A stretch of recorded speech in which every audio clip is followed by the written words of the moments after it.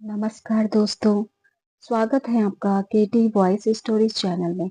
हमारी आज की कहानी है इंसानियत का रिश्ता। चिलचिलाती धूप में 80 वर्षीय जगमोहन जी आते जाते लोगों के आगे बढ़कर अगरबत्ती खरीदने का इशारा करते हुए बोल रहे थे, बेटा यह अगरबत्ती ले लो, कोई तो ले लो बेटा।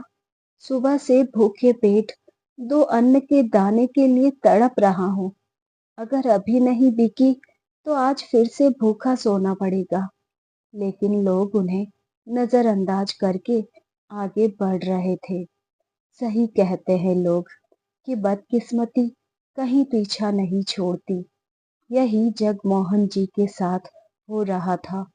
एक एक पैसे की आमदनी के लिए दिन भर की जद्दोजहद करते, खुद को धूप में तपाते और दिन छिपने के बाद जाकर मंदिर के बाहर बेंच पर सो जाते। कभी कभी इस बेंच पर जगह नहीं मिलती तो सड़क की पटरी पर सोना पड़ता। जगमोहन जी पढ़े लिखे थे, लेकिन बुढ़ापे में कोई काम देता। बुढ़ी हड्डियों में इतनी मेहनत करने की जान ही नहीं थी। किसी समय में फर्राटेदार अंग्रेजी में बात करने वाले 4 फैक्ट्री के मालिक और गाड़ियों में घूमने वाले जगमोहन जी आज धूल फांक रहे थे। यह उनके भरोसे का नतीजा था, जो कि वह अपनी ही औलाद पर कर बैठे थे। कहीं से अगरबत्ती लेकर उसे बेचते, लेकिन ज्यादा कमाई नहीं होती तो जीवन यापन बड़ी मुश्किल से हो रहा था। उनके पैबंद लगे कुर्ते को देखकर उनके भिखारी होने का ही आभास होता था। पुराने दिन याद करके उनकी आंखें भीग जाती थी। लेकिन अब तो दिल की सुनने वाला कोई पास ही नहीं था। एक बार मंदिर में एक महिला खाना बांटने आई और उसने जगमोहन जी को भी खाना दिया। जगमोहन जी एक तरफ गुमसुम आंखें बंद किए बैठे हुए थे और उस महिला के आवाज देने पर भी कुछ बोले नहीं और ना ही आंखें खोली। तब उसने अपने पति से कहा, I think he is dead. यह शब्द तेजी से जगमोहन जी के कानों में पहुंच गया तो वह एकटक आंखें खोलकर उसको देखने लगे। उन्होंने उस महिला से तपाक से कहा, I am not dead madam, I am alone and I am refused my children. उनके मुंह से इतनी अंग्रेजी सुनकर वह महिला दंग रह गई और उसने तुरंत अपने पति की तरफ देखा। उसके पति ने कहा, जरूरी नहीं प्रिया कि हर भिखारी अनपढ़ हो। यह बेचारे हालात के मारे हैं जो आज यहाँ हैं। उस महिला प्रिया ने जगमोहन जी से कहा, अंकल जी आप इतना पढ़े लिखे हैं तो फिर यहाँ क्यों? जगमोहन जी ने हल्के से मुस्कुराकर कहा, खाना बदोश पर कौन भरोसा करेगा या नौकरी देगा बेटा। बेइज्जती के सिवा कुछ मिलता नहीं है। कभी मेरा भी अच्छा वक्त था, लेकिन आज 2 वक्त की रोटी के लिए भी तरस गया हूँ। अगर कोई धूप बत्ती खरीद लेता है तो रोटी मिल जाती है, वरना भूखे पेट सोना पड़ता है। और जब भूख बर्दाश्त नहीं होती तो कचरे में से निकाल कर अपना पेट भर लेता हूँ। इतना कहकर वह अपनी मीली कुचेली कुर्ते से आंसू पोंछ रहे थे। उसकी बातों को सुनकर वह महिला ठिठकी हुई सी उन्हें देख रही थी। उसे उन पर तरस आ रहा था और उनके लिए कुछ करना चाहती थी। कुछ सोचकर उनसे कहा, क्या आप मेरे बेटे को ट्यूशन देंगे? उसको इंग्लिश पढ़ा दीजिए। जगमोहन जी चौंक कर उसको देखने लगे। आज तक उनसे किसी ने ऐसी बात नहीं की थी, तो आज भला कैसे विश्वास होता? प्रिया ने दोबारा कहा, अंकल जी जीवन में शुरुआत करने का कोई सही समय नहीं होता है। जब जागो तभी सवेरा। हो सकता है कि इससे आपका कुछ अच्छा छिपा हो। जगमोहन जी ने कहा, मुझे यकीन नहीं होता कि मुझ भिखारी जैसे आदमी से तुम अपने बच्चे को ट्यूशन पढ़ाना चाहती हो। मेरे पास तो कोई ठिकाना नहीं है, कहाँ यह सब करूँगा। प्रिया ने फिर से कहा, अंकल जी, आपके कपड़े नहीं, मैंने आपकी प्रतिभा देखी है और आप ऐसा कर लेंगे। मैं कुछ मदद कर दूंगी आपकी, बस सब हो जाएगा। आप चिंता ना करें, बस हाँ कह दीजिए। जगमोहन जी की आंखों में आंसू भर आए। बेटी, तुम्हारा दिल कितना अच्छा है। मेरे लिए तो तुम फरिश्ते के जैसी हो। अपने फटे कुर्ते से अपने आंसू पोंछते हुए जगमोहन जी उसका धन्यवाद करते जा रहे थे। प्रिया 1-2 दिन में आने का कहकर वापस चली गई थी। रास्ते में उसके पति पंकज ने कहा, प्रिया, तुमने बहुत अच्छा काम किया है। ऐसे इनकी जिंदगी में कुछ बदलाव जरूर आएगा और दुआएं लेना अच्छी बात है। प्रिया सुनकर बदले में मुस्कुरा देती है। 2 दिन हो चुके थे और प्रिया दोबारा नहीं आई थी। जगमोहन जी उसकी राह देखते थे, लेकिन उसके ना आने से उनकी मायूसी बढ़ गई थी। 2 दिन के बाद 3 दिन भी बीत गए तो जगमोहन जी की आस टूट गई। लेकिन चौथे दिन सुबह सुबह प्रिया अपने पति पंकज के साथ वहां आई। जब वह बेंच पर बैठे थे तो प्रिया ने आकर उन्हें सोते से उठाया। प्रिया को सामने देखकर जगमोहन जी की पलकें भीग गई। प्रिया समझ गई और बोली, अंकल जी, आपने क्या सोचा कि मैं नहीं आऊंगी? यह मुस्कुरा दिए सुनकर। इसके बाद प्रिया उन्हें उनके सामान के साथ लेकर चली गई। जगमोहन जी ने पूछा, बेटा, कहाँ ले जा रही हो? प्रिया ने मुस्कुराकर कहा कि देखते रहिए अंकल जी, आपको वहां जाकर खुशी ही होगी। पंकज ने जाकर जहां कार रोकी, वहां जगमोहन जी ने देखा तो चौंक गए, क्योंकि यह एक वृद्ध आश्रम था। प्रिया पंकज के साथ उन्हें अंदर लेकर अंदर चली गई। वहां जाकर सारे पेपर्स पर साइन करने के बाद उन्हें कमरा दिखा दिया, जिसमें 1-2 लोग और भी रहते थे। दरअसल यह एक वृद्ध आश्रम था, जिसमें प्रिया जगमोहन जी को ले आई थी। यहाँ लाने का आइडिया उसे पंकज ने ही दिया था। पंकज और उसके कुछ दोस्त मिलकर इस वृद्ध आश्रम को चलाते थे और ऐसे ही सताए हुए माँ बाप की सेवा किया करते थे। जगमोहन जी ने इतना सब देखकर कुछ बोलने की हालत में ही नहीं थे। वहां जाते ही उन्हें नहलाया गया और पहनने को साफ सुथरे कपड़े भी दिए गए। कितने सालों बाद जाकर अब उन्हें बिस्तर नसीब हुआ था। जब सबके साथ दोपहर में उन्होंने खाना खाया तो लगा जैसे कि आज आत्मा तृप्त हुई हो और पेट भर गया हो। रोज तो मंदिर के बाहर किसी के देने पर या प्रसाद से पेट भरते थे। प्रिया से उन्होंने कहा, बेटा, किस मुंह से तुम्हारा धन्यवाद कहूँ। तुम दोनों तो मेरे लिए भगवान हो। मेरे अपने बच्चे तो मुझे घर से निकालकर सुखी हो गए और मुझे दर दर भटकने को मजबूर कर दिया। लेकिन तुमने मुझे बच्चों का सुख दे दिया। इतना सोचा आपने मेरे लिए, किस मुंह से आभार कहूँ। जगमोहन जी का रोना देखकर प्रिया और पंकज उन्हें शांत कराने लगे और कहा, अंकल जी, अब चिंता मत कीजिए, अब सब अच्छा होगा। इतना कहकर वहां से प्रिया और पंकज आ चुके थे। आज जगमोहन जी मन ही मन बार बार ईश्वर और प्रिया का शुक्र अदा कर रहे थे। उन्होंने जगमोहन जी को यहाँ लाकर बहुत ही नेक काम किया था।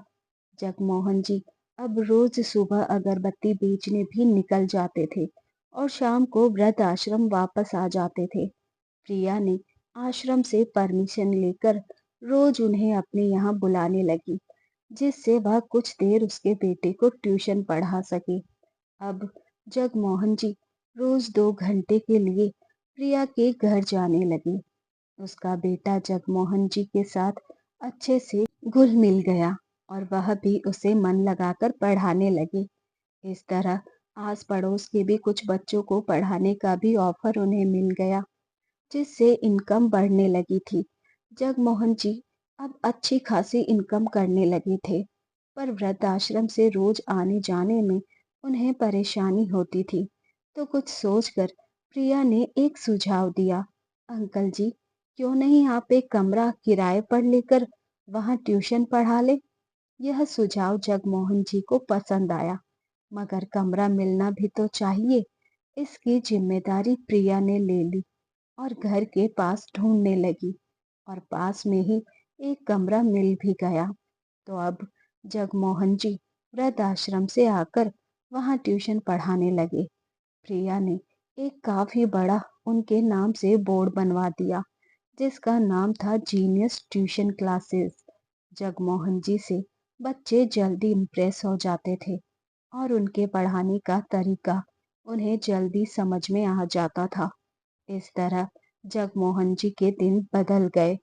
अब वह एक अच्छे ट्यूशन टीचर बन चुके थे, जिनका अपने आसपास नाम भी हो गया था। 10वीं क्लास तक के बच्चे उनके पास आने लगे, तो इन्होंने आश्रम छोड़ दिया और किराए के घर में अकेले रहने लगे। इतना खर्च अब वह स्वयं अपने लिए कर सकते थे। कभी कभी आश्रम जाकर अपने साथियों से मिल आते और उनके लिए वहां कुछ पैसे भी दे आते। अब वक्त बदल चुका था और इसका पूरा श्रेय वो प्रिया को देते थे। अब बच्चे खूब आते थे और जगमोहन जी को भी पढ़ाने में आनंद आता था। इंग्लिश की क्लासेस के लिए तो उनका नाम हो गया था। एक बार उनके फोन की घंटी बजी, पर जब फोन उठाते ही उन्होंने हेलो कहा, तो उधर से प्रिया की आवाज आई, हेलो अंकल जी, आज संडे है और मैं छोले भटूरे बना रही हूँ, आपके लिए लेकर आ रही हूँ। प्रिया वहां कुछ ही देर में पहुंच चुकी थी और एक बैच खत्म होने के बाद जगमोहन जी ने प्रिया का लाया खाना खाया और उनकी आंखें भीग गई। उन्होंने कहा, बेटा, तुम कितनी मन से लाई हो और तुमने यह बहुत अच्छा बनाया है। कितने सालों बाद ऐसा खाना खा रहा हूँ जो मेरी पत्नी ही बनाया करती थी। इतना तो अपने भी नहीं करते। तुम कितना करती हो बेटा। प्रिया ने कहा, कोई बात नहीं अंकल जी, जब दिल करे बता दिया कीजिए, मैं बना दूंगी। इसके बाद प्रिया चली गई थी, लेकिन प्रिया का व्यवहार उनके दिल में जगह बना गया था। उन्हें अपने दिन याद आने लगे और वह आंखें बंद किए यादों में खो गए। वह इस वक्त में पहुंच गए जब उनकी पत्नी का स्वर्गवास हुआ था। स्वर्गवास हुए 3 दिन हुए थे। उनके बहू बेटे जब आपस में बात कर रहे थे, तो इत्तेफाक से उनके कानों में उनकी बातें पड़ गई, जिन्हें उन्होंने थोड़ा रुक कर सुन लिया था। आरती अमित से कह रही थी, अमित, पापा का ख्याल कौन रखेगा। तुम तो दिन भर रहोगे नहीं, पापा के काम कौन करेगा। मेरी भी लाइफ है, मुझे भी तो कहीं जाना होता है। अमित ने सुनकर कहा, मैं भी यही सोच रहा हूँ, कुछ तो आइडिया निकालना पड़ेगा। आरती ने तपाक से कहा, जल्दी आइडिया निकालो, नहीं तो मैं घर छोड़कर चली जाऊंगी। अमित ने उसे मनाते हुए कहा, ओके बाबा, फिक्र मत करो, मैं सोचता हूँ कुछ। यह आपस की बातचीत जगमोहन जी को इतना तो समझ आ गई थी कि अब उनके साथ कब क्या हो कह नहीं सकते, लेकिन फिर भी उन्होंने वक्त पर छोड़ दिया था, क्योंकि अपने बेटे पर भरोसा था। धीरे धीरे करके 13वीं तक सारे मेहमान आ जा चुके थे और अब घर में दिन भर आरती और जगमोहन जी रहते थे। अमित शाम तक ऑफिस में ही रहता था, पर जब वापस आता तो आरती मीन मेघ की बातें किया करती। आरती जगमोहन जी से कभी भी ठीक से बात नहीं करती थी और बेहुदा जवाब देना उसकी आदत हो गई थी। झगड़े के डर से जगमोहन जी ने कई काम खुद से करने शुरू कर दिए थे। कभी सब्जी लाकर दे देते, तो कभी बर्तन धोकर रख देते। यहाँ तक कि अपने कमरे की साफ सफाई खुद ही करते थे। लेकिन इतना करने के बाद भी आरती उनकी बुराई करते थक नहीं रही थी। आरती ने एक दिन कहा, अमित, आज पड़ोस की औरतें पापा के बारे में कितना कुछ कह रही थी। अमित ने पूछा तो आरती ने कहा, वही लोग बता रहे थे कि पापा जी पार्क जाकर औरतों को घूर कर देखते हैं और बात करने की कोशिश करते हैं। कभी उनके कपड़ों पर निगाह डालते हैं तो कभी चेहरे पर। मम्मी जी के जाने के बाद पापा अजीब हो गए हैं। मुझे तो सुनकर बहुत शर्म आई। यह सुनकर अमित का गुस्सा सातवें आसमान पर चढ़ गया और जगमोहन जी के कमरे में जा पहुंचे और उन्हें मारना शुरू कर दिया।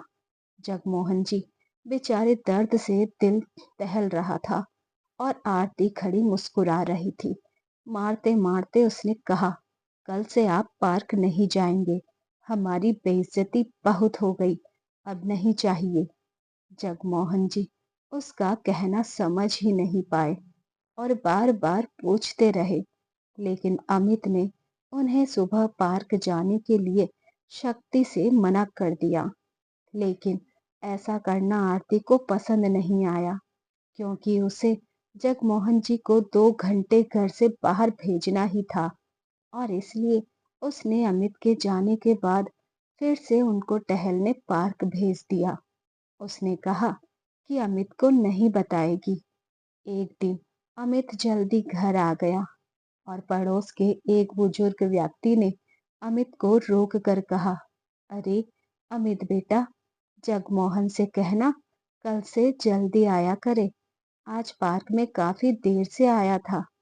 यह सुनकर अमित घर में आग बबूला होता हुआ पहुंचा और जाकर अपने पापा पर भड़क गया। इससे पहले कि जगमोहन जी आरती का नाम लेते, आरती ने उनसे पहले ही आकर कहा, अमित, मैं कितना मना करती थी, लेकिन पापा मानते ही नहीं।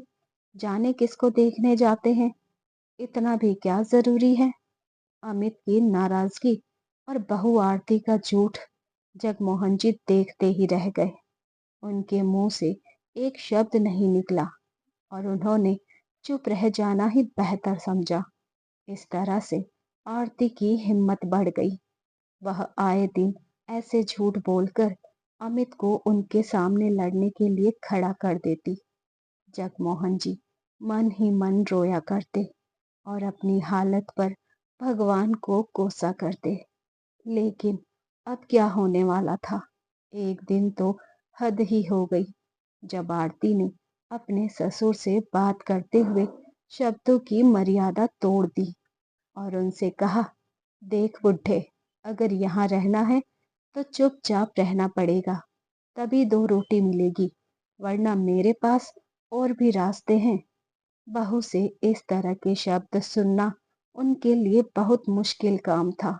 लेकिन उनकी सभ्यता यह नहीं थी कि वह अपनी बहू से वैसे ही शब्दों में बात करते, सो चुप ही रहे। लेकिन अपनी बद से बदतर होती हालत पर भगवान से अपने पास बुलाने की प्रार्थना किया करते थे। इस पर भी आरती कहती, भगवान इतनी जल्दी थोड़ी ही बुलाएगा तुझे बुढ़े, अभी तो हमारी छाती पर तुझे और भी मूंग डलने हैं।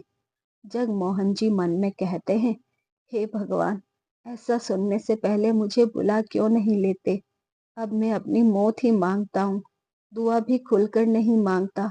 एक बार खाने में नमक कम था तो जगमोहन जी उठकर किचन में नमक लेने चले गए और नमक का डब्बा ढूंढने लगे, जिससे ऊपर से एक डिब्बा गिर पड़ा और उसमें रखे लड्डू जमीन पर गिर पड़े।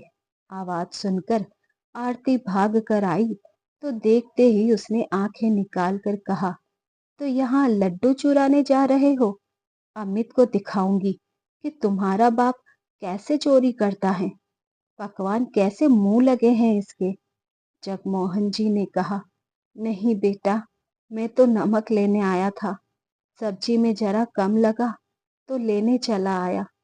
आरती के शब्द जगमोहन जी की बात सुनकर और भी बेहुदे हो गए और उसने कहा, अच्छा, तो बुड्ढे को मेरे खाने में नमक भी कम लगने लगा है।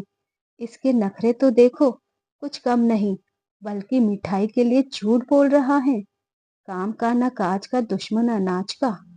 जगमोहन जी ने कहा, नहीं बेटा, मैं तो खाना भी नहीं खाया, चाहो तो जाकर देख लो कमरे में। लेकिन आरती अब सुनने वाली नहीं थी और उसने गुस्से में कमरे में जाकर उनका खाना उठाकर बाहर फेंक दिया। तो जगमोहन जी उसकी यह हरकत देखते ही रह गए और बेहद दुखी मन से जाकर बैठ गए। आरती की हरकत ऐसी होते हुए भी वह किसी से कह नहीं सकते थे, बल्कि उनके पास तो कोई सुनने वाला भी नहीं था। आज उनका दिल बेतहाशा जर्जर रो रहा था, लेकिन वह जानते थे कि आरती अभी यहीं नहीं रुकेगी। अभी शाम को अमित के आते ही उसके कान भी भरेगी और फिर वह भी बाप पर ही आग बबूला होगा।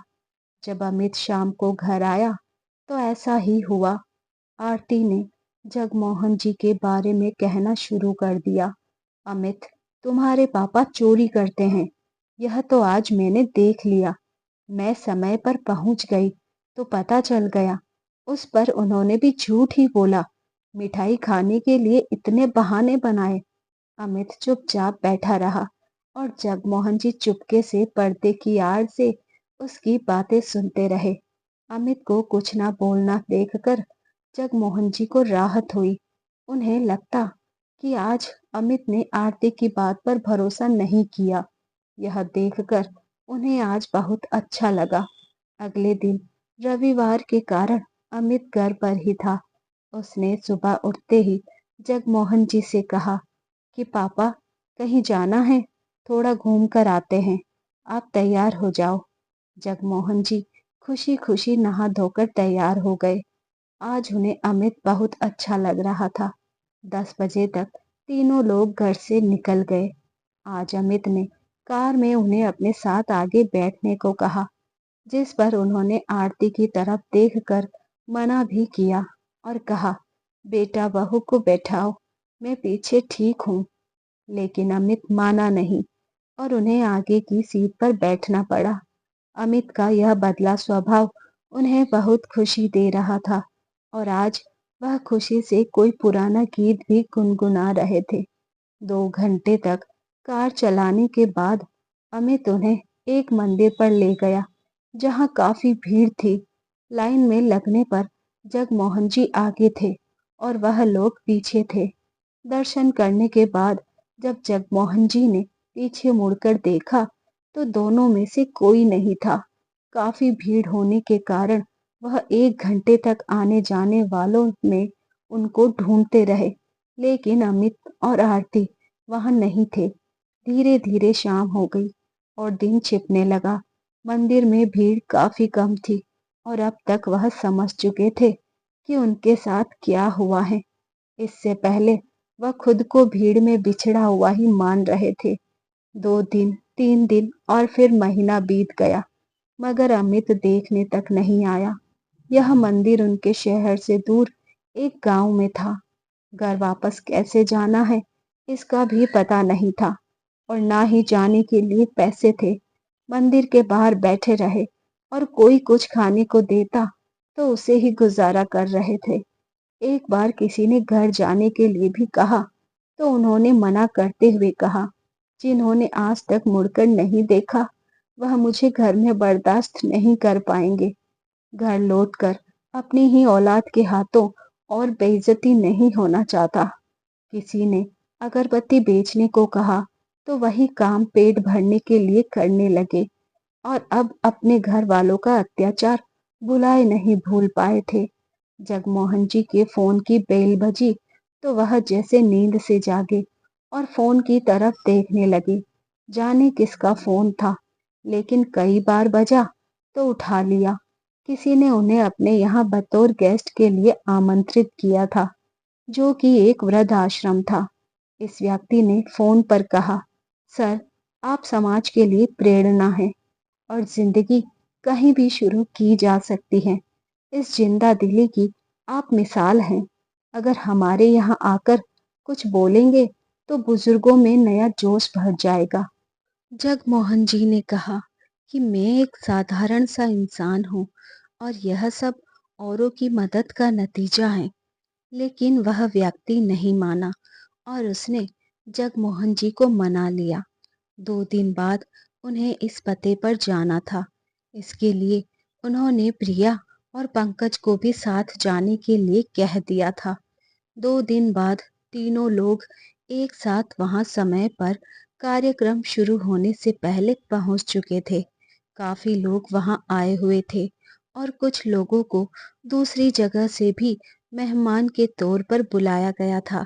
सबसे आगे बैठे जगमोहन जी खुश थे और प्रिया को भी उन पर गर्व हो रहा था, क्योंकि यह सब उन्हीं की वजह से हो रहा था। उन लोगों ने ही जगमोहन जी को नई जिंदगी दी थी। सबसे पहले उन्हें स्टेज पर सम्मानित करने के लिए बुलाया गया, जिसके लिए बैठे लोगों में से एक व्यक्ति को गुलदस्ता देने के लिए बुलाया गया। उसे आते देखकर जगमोहन जी का चेहरा तन गया। सामने से आने वाला व्यक्ति उनका बेटा अमित था और सामने दर्शकों में बैठी उसकी पत्नी आरती भी उन्हें इसी समय नजर आ गई। अमित उन्हें इस तरह से सामने देखकर चौंक गया, लेकिन अब कुछ नहीं कर सकता था। बुझे चेहरे से वह जगमोहन जी को गुलदस्ता देकर वापस जाकर आरती के साथ बैठ गया और जगमोहन जी खुद पर गर्व करते हुए काबू किए खड़े रहे और इन दोनों को खुशर फुसर करते भी देखते रहे।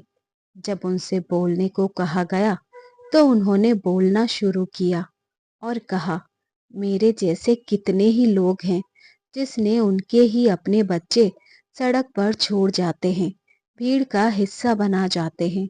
आप लोग भी ऐसे होंगे या कोई यहाँ तक छोड़ गया होगा, लेकिन अपनी औलाद से अलग इस दुनिया में अच्छे लोग भी हैं जो मुझ जैसे इंसान को यहाँ तक ले आते हैं।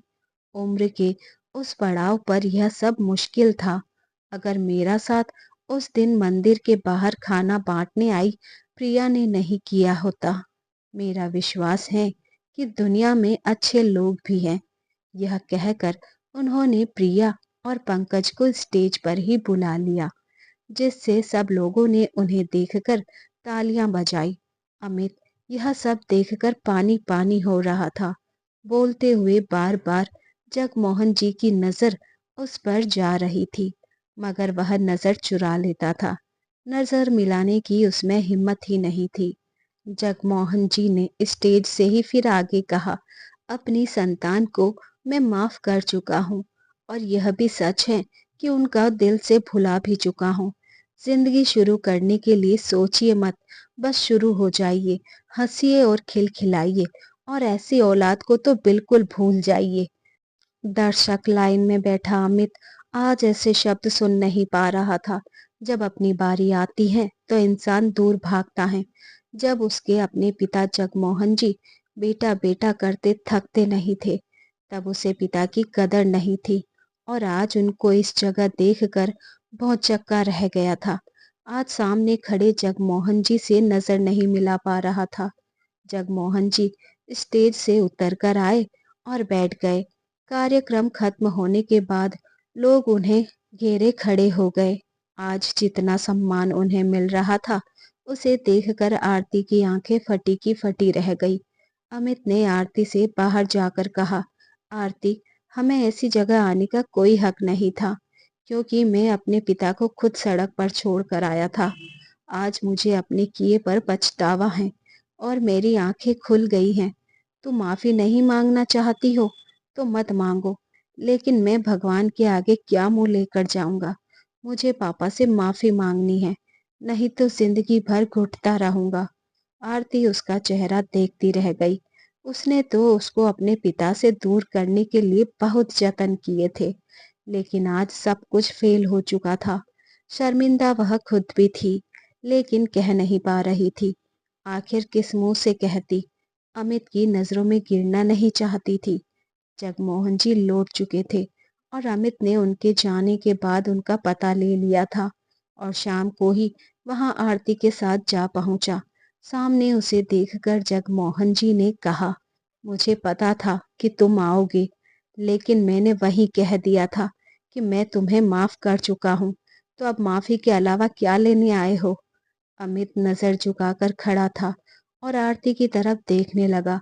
कुछ देर बाद आगे बढ़कर पैर पकड़कर दोनों ने माफी मांगी, लेकिन देखा जाए तो माफ करने के लिए जगमोहन जी का दिल राजी ही नहीं था। उनके कारण बहुत बुरे दिन देखे थे, बहुत बुरा समय बिताया था।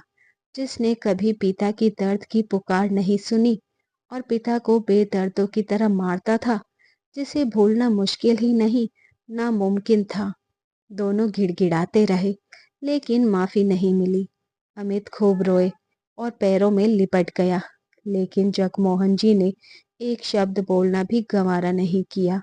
अमित ने कहा, पापा, मुझे सच में बहुत पछतावा है, खुद से ही नजर नहीं मिला पा रहा हूँ, आप मुझे प्लीज माफ कर दीजिए। लेकिन अमित और आरती 2 घंटे तक बैठे रहे और माफी मांगते रहे, लेकिन जगमोहन जी टस से मस नहीं हुए और उन्हें जाने को कह दिया।